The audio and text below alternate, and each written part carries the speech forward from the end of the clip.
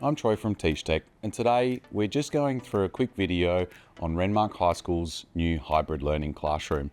I'm going to do a quick demonstration on how we connect to the new hybrid learning system. So I'll take our laptop and connect the single USB cable to my device. Connecting the single USB-C cable to my laptop will allow all the cameras and microphones in the room to be then connected to my laptop. Once I connect, I do need to do a few simple tasks for the first time that I use the space if I would like my screens to have a different layout. So the middle screen is what I see also up on the front of the room display, as well as what I can share to someone in a web call. I can also have a secondary monitor that is just private to myself within inside this space.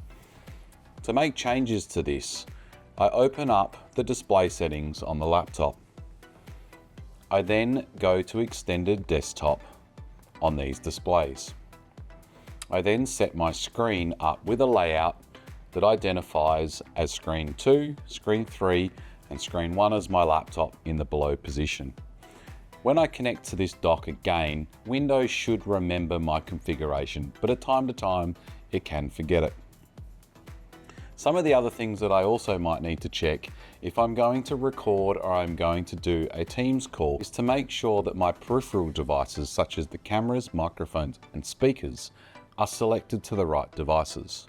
So to do that, what we can do is we can go to our sound settings located at the bottom of the screen.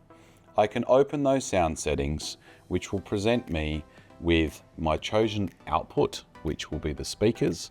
We select the H1080p.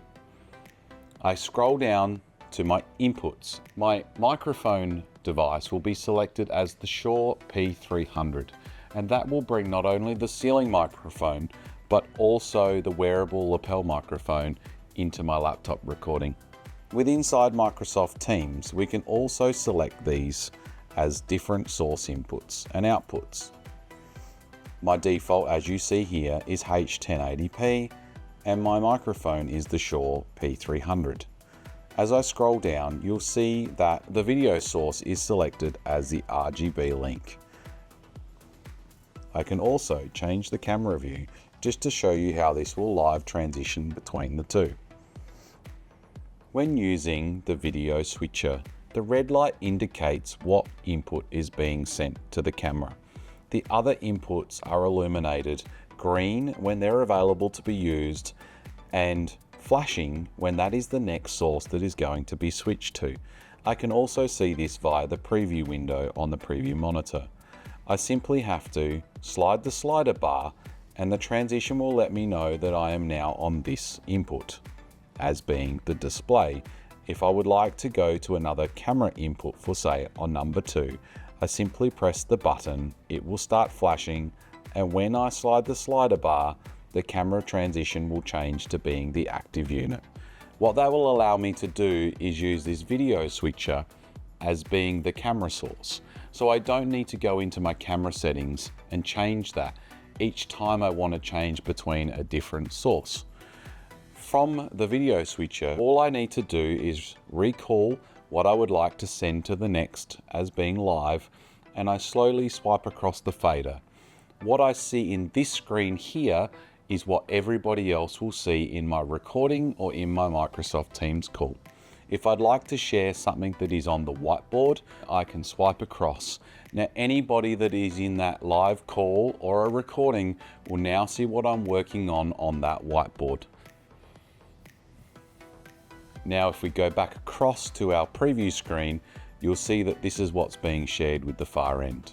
Also on top of this lectern, I have a few other things, so let's quickly look at what they are. I have a lapel microphone in a charging station. I simply pull it out of the charging cradle. I press and hold the on button that's located in the middle of the transmitter, and the microphone will be automatically active. There is a small light on top of the unit. If it's illuminated orange, it means that it's on and working. If I press that button, it will mute the microphone. I don't have to go to my machine and mute and unmute. I can simply press the button on the unit itself. Once I've finished with the unit, you can simply turn it off by holding the button that you turned it on with and place it back in the charging cradle so it's ready for the next person to use. You'll get about 8 hours of continual use out of a fully charged battery. Now this mute button is what only controls the ceiling microphone, so if I'd like to make a recording or a call where students in the room are not heard to the far end, I can just wear this single lapel microphone and only I will be heard, as long as when I select the capacitive touch button, it will start flashing red, and then I know that those items are muted. I have on top also a power and charging block. This is just for if you wish to plug another device in or a USB charging device. If I move a little further across, on the other side of this dock, I also have a USB hub, which will allow me to connect a USB stick or another USB connected device. So all of those devices will come through to my laptop via this USB-C connector.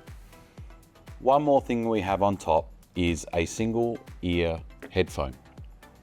What this will allow me to do is, if I don't want to use the microphone on the roof, the speaker at the front of the room, and I just want to do a call directly through my own earpiece and microphone, what I can do in my sound settings is I can select the device which is labeled as Yearlink headset in both the input and the output.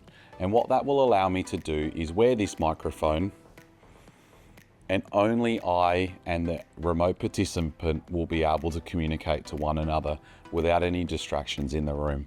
I could also make use of this if I just wanted to do a one-on-one recording. Located on top of the screen, we have a web camera built in that also connects via that dock. So I can select the HP monitor web camera and I can record a session directly in front of the screen. When we're finished with this, we need to ensure that we go back and change our defaults to which one we would like to use next time.